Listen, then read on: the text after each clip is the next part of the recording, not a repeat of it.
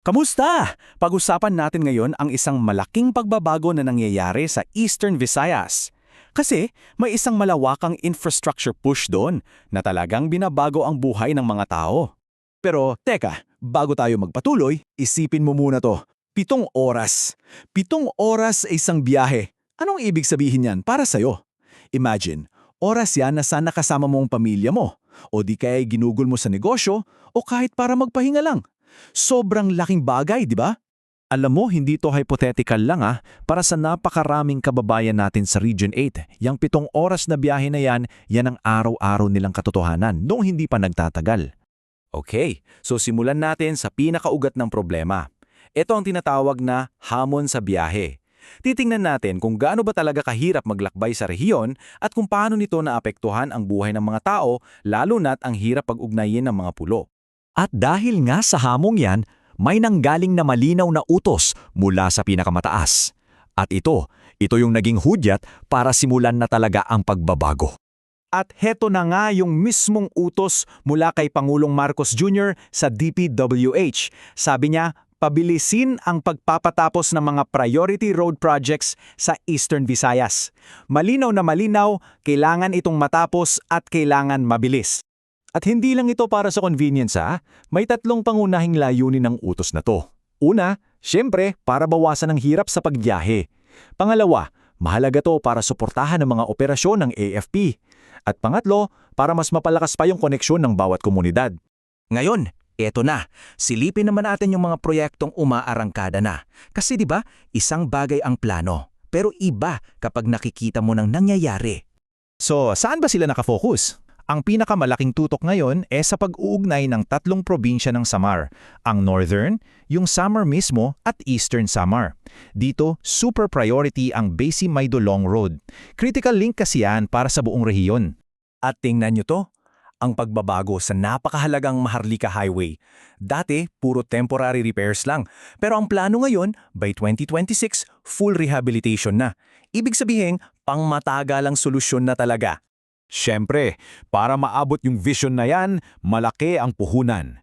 Sa ngayon pa lang, yung ginagawang road reblocking sa mga bayan ng Samar tulad ng Mosyong, Giabong at Santa Rita, mahigit 332 million pesos na ang inilalaan para dyan. Bukod pa dyan, may iba pang malalaking proyekto. Yung Tacloban Bypass Road, tuloy-tuloy ang extension para mas gumaan ang trafiko. At kahit yung iconic San Juanico Bridge, isinailalim sa state of calamity para mas mapabilis ang kailangan na rehabilitasyon nito. Okay, so eto na yung pinaka-exciting na part. Pag-usapan natin yung mga resulta na nararamdaman na ng mga tao at kung gaano kalaki yung pondong nakalaan para lang maipagpatuloy ang lahat ng ito. At ito yung pinakamalinaw na pruweba ng pagbabago. Tandaan nyo yung 7 oras kanina? Well, yung biyahe mula Northern Samar papuntang Tacloban, ngayon, nasa 5 oras na lang. 2 oras ang bawas. Grabe, napakalaking hinhawa niyan para sa lahat. Para masigurang tuloy-tuloy ang progreso, tignan natin yung proposed budget para sa 2026. Sa kabuuang 238.5 billion pesos, 74%, halos 178 billion yan, nakalaan para sa infrastruktura. Ang linaw kung nasaan talaga ang priority, no? At para maalagaan ang mga proyektong to, eto pa. Ang Region 8 ang makakatanggap ng pinakamalaking road maintenance budget sa buong bansa para sa 2026. Aabot sa halos 705 million pesos. Ibig sabihin, may commitment talaga sa pangmatagalang kalidad.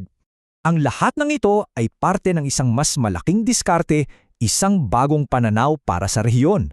Pero paano ba nila ito ginagawa para masigurong matibay at pangmatagalan ang resulta?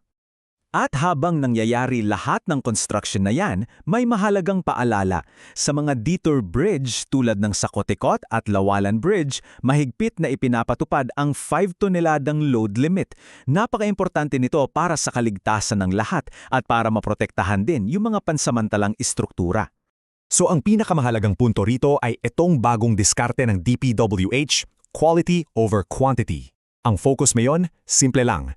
Tapusin muna kung anong nasimulan bago pa man mag-umpisa ng bago, para masigurado na bawat piso ay may katapat na proyektong natatapos at napapakinabangan. Sa huli, lahat ng numero yan, lahat ng proyektong yan ay tungkol sa isang bagay na mas malaki. Higit pa ito sa paggawa lang ng mga kalsada at tulay. Kaya iiwan ko sa inyo ang tanong na ito. Sa pag-uugnay ng bawat bayan, bawat probinsya, paano nga ba nito tuluyang babaguhin ang kinabukasan ng Eastern Visayas? Yan ang sagot na sabay-sabay nating aabangan.